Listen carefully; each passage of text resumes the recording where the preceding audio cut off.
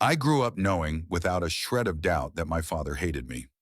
My dad realized I wasn't his the moment I was born hazel-eyed like the neighbors, instead of our family's deep brown.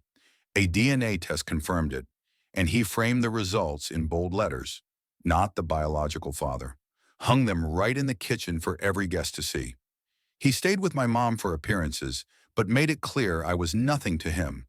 For 17 years, he never called me by my name. I was it or the mistake.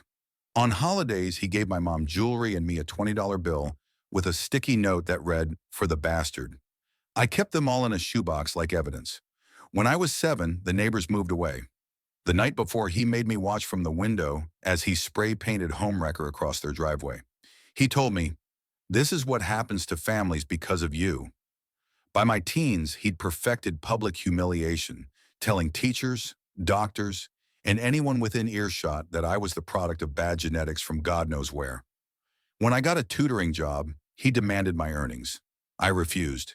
He changed the locks, and I slept in the backyard shed for 2 nights until Mom came home. One day, looking for my birth certificate, I found a letter from the neighbor, Mr. Hollis, written a month after I was born. It came with a $50,000 check for my future. Dad had scrawled, "Keep your guilt money," across it in red marker and sent it back. I clawed my way into my dream college with a creative writing scholarship. I told him over dinner, and he tore the acceptance letter to shreds. Then he told my mom, "If she goes to that school, you go with her. She chose him. She always did." I left that night with 2 bags and my laptop. Before I drove away, I found Mr. Hollis online. He lived 3 states away, alone, never remarried. When I called, he cried, said he'd waited 18 years for my voice. He moved me into my dorm, visits for parent weekends, and calls every Sunday to ask about my week.